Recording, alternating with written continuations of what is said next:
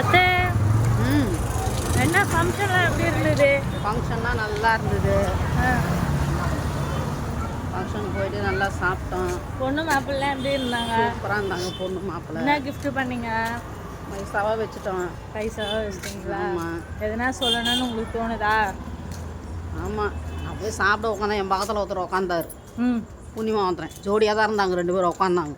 அவர் உட்காந்தின்னு எல்லாத்தையும் பேசினார். எனக்கே கோபமாக வருது எனக்கு.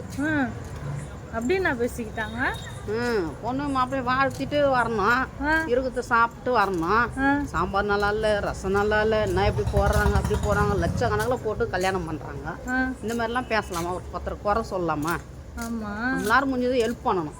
அதை விட்டுட்டு இது இப்படிலாம் பேசினு வந்தால் எப்படி? நல்லதே நினைக்கணும். பொண்ணு மூலியம் வாழ்த்திட்டு வரணும். அதை விட்டு இப்படிலாம் பேசலாமா? யாருமே கல்யாணத்துக்கு போனால் பொண்ணு மூலியம் வாழ்த்திட்டு வாங்க. இந்த குறை அந்த குறைலாம் சொல்லக்கூடாது. அவங்க மனசு ரொம்ப, அவங்க செய்கிறவங்களுக்கு கேட்டாங்களா எப்படி ஆகும்? மனசு ரொம்ப கஷ்டப்படும். அப்படிலாம் செய்யாதீங்க. போனீங்கன்னா கல்யாணத்தை பார்த்துட்டு நல்லபடியாக அவங்கள வாழ்த்திட்டு நம்மளால் முடிஞ்சளவு உதவி பண்ணலாம். அவங்களுக்கு அவங்க சாப்பாடு பரிமாற ஆள் இல்லையா, நம்ம சாப்பாடை பரிமாறலாம், செய்யலாம், உதவி பண்ணலாம். அதுமாதிரி நீங்கள் உதவி பண்ணுங்க. குடும்பத்தோடு போயிட்டு வாழ்த்திட்டு வாங்க. ஹாய் ஃப்ரெண்ட்ஸ், பாய்.